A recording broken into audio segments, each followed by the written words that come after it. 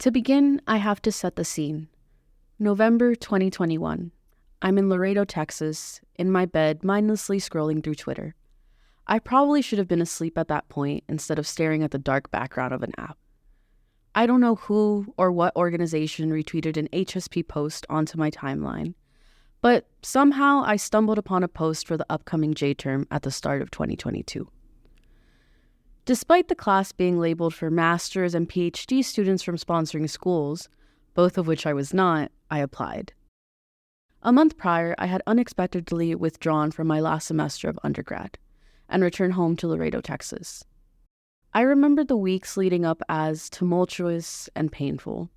Having experienced the disappointment of a close mentor and now wrestling with the liminal space my life had settled into, I didn't see myself getting a graduate education, and I didn't expect to be accepted into the J-term, especially not as an undergraduate. But somehow, I got in. Up until then, it was impossible to imagine myself in a world of academia when my undergraduate institution only succeeded in fueling my imposter syndrome and disconnecting me from myself.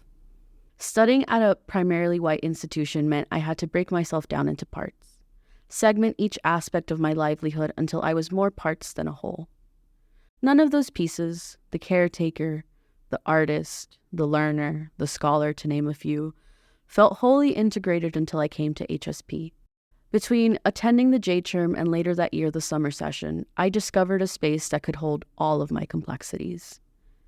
The doubt that had built over the years was slowly being washed away with every hour I spent on Zoom. Fast forward to June 2024, to the 35th anniversary of HSP.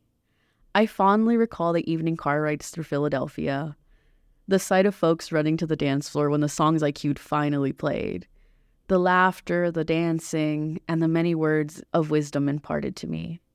I remember crying to my therapist later that week, overcome with gratitude as I gushed about the beautiful memories. I felt held.